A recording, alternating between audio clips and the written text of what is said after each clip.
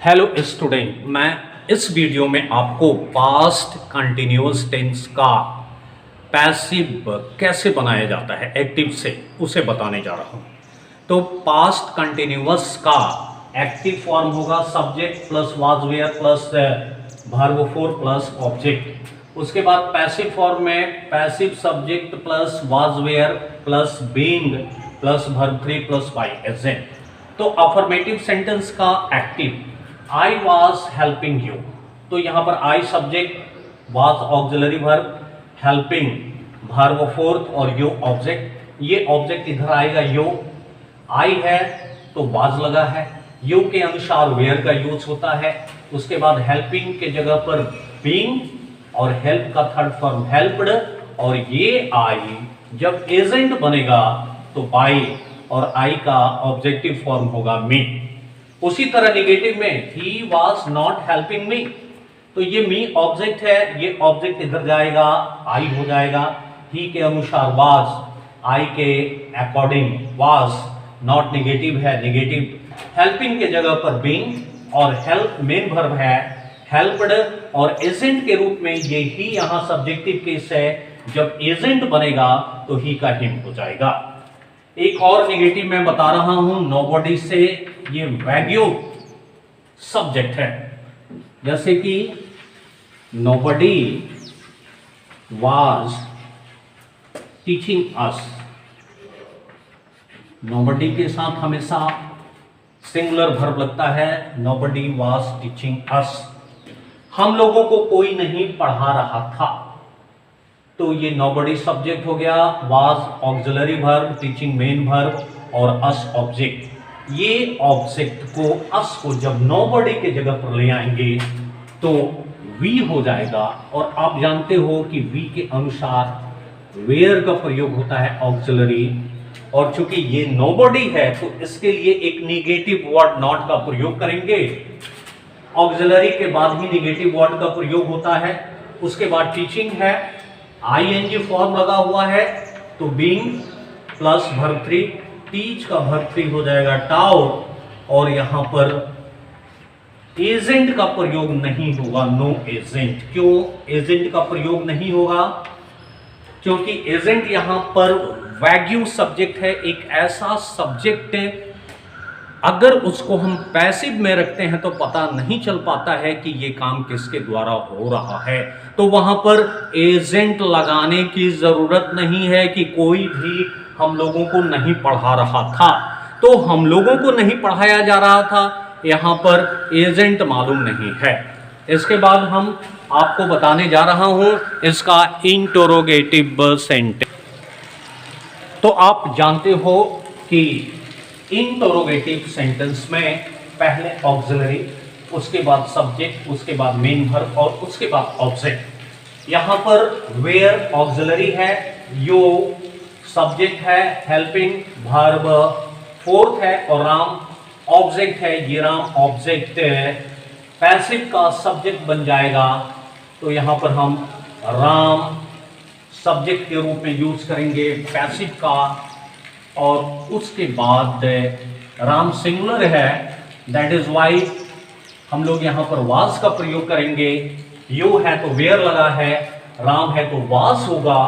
उसके बाद हेल्पिंग का यूज किया गया है, आईएनजी फॉर्म है, तो मैंने आपको बताया था कि जहां पर भी आईएनजी फॉर्म हो, पार्टिसिपल हो, कंटिन्यूअस हो, वहां पर बीइंग, और उसके बाद हम वर्ब थ्री का प्रयोग करेंगे बीइंग हेल्प्ड, और राम के जगह पर अब यू एक्टिव का सब्जेक्ट पैसिव का एजेंट बनकर आ जाएगा।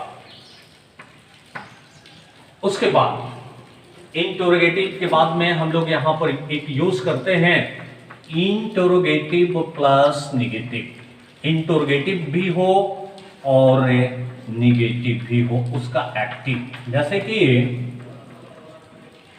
was she not helping her children? क्या वह अपनी अपने बच्चों की मदद नहीं कर रही है।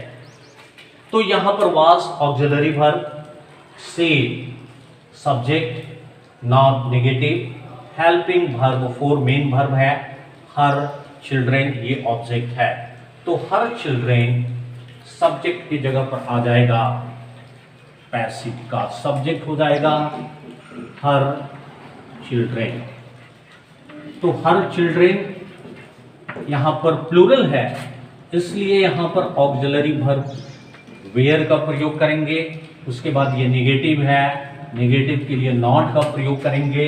उसके बाद हेल्पिंग है, हम जानते हैं कि आईएनजी फॉर्म है, तो वहां पर बीइंग का प्रयोग करेंगे। और हेल्प में आईएनजी लगा है, तो हेल्प का वर्ब थर्ड हेल्प्ड हो जाएगा। और यहां पर ऑब्जेक्ट के रूप में एक्टिव का सब्जेक्ट जब आएगा तो वो एजेंट बन जाएगा। और सी सब्जेक्टिव केस है, उसका ऑब्जेक्टिव केस होगा, तो हम हर यूज करेंगे। अब इसके बाद मैं आपको बता रहा हूं WH वर्ड। ये जो WH वर्ड है ये भी इंटरोगेटिव सेंटेंस ही है, और WH वर्ड लगाकर क्वेश्चन पूछा जाता है जिसका आंसर यस और नो में नहीं होता। इंटरोगेटिव सेंटेंस का आंसर यस और नो में होता है, लेकिन WH का आंसर यस और नो में नहीं होता है। उसमें या तो टाइम बताया जाता है, या तो जगह बताया जाता है, या तो रीजन बताया जाता है, पर्पस बताया जाता है, मैनर बताया जाता है, ये सारा चीज होता है उसमें। तो यहां पर WH वर्ड के बारे में मैं बताने जा रहा हूं आपको। WH word as for example, what was he writing?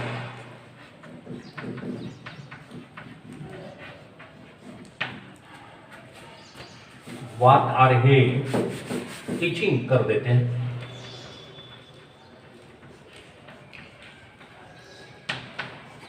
वह क्या पढ़ा रहा था। तो यहां पर देखिए ऑब्जेक्ट नहीं है, नो ऑब्जेक्ट।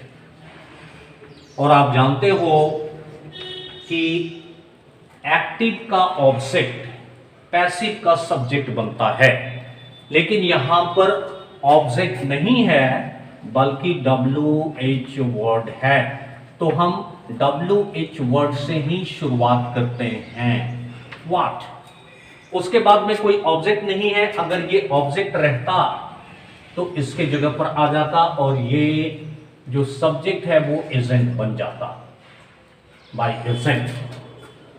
तो मान लीजिए कि ही को हम बाय एजेंट बनाकर उधर भेज दिए, सब्जेक्ट एक्टिव का सब्जेक्ट पैसिव का एजेंट बन जाता है, इसको उधर भेज दिया गया। अब बच गया व्हाट वाज टीचिंग। तो व्हाट वाज, अब उसके बाद टीचिंग हो गया।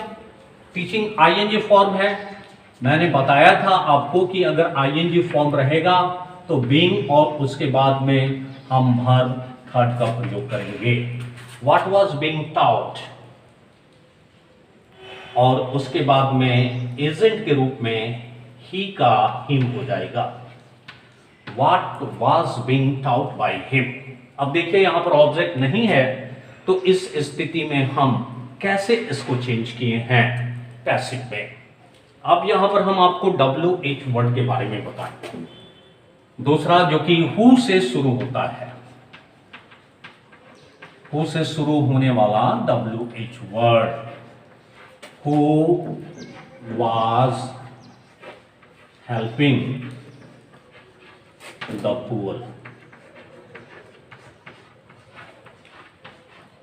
यहां पर हु WH वर्ड है, वाज ऑक्सिलरी वर्ब है, हेल्पिंग वर्ब फोर है, द पुअर ऑब्जेक्ट है।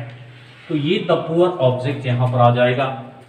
और आप जानते हो कि अगर हु से कोई शुरू है तो हम दो ढंग से इसको बनाते हैं, हु और यहां पर वाज का प्रयोग। अब वाज का प्रयोग इस ऑब्जेक्ट के अनुसार करेंगे जब ये यहां पर सब्जेक्ट बनकर आ जाएगा। यहां पर द पुअर, और द पुअर हमेशा प्लूरल होता है, इसलिए वर का प्रयोग होगा, हु वर द पुअर। उसके बाद हेल्पिंग है तो बीइंग आईएनजी फॉर्म है, और हेल्प का थर्ड फॉर्म हेल्प्ड, और यहां पर लास्ट में हम बाय का प्रयोग कर देंगे, who were the poor being helped bye.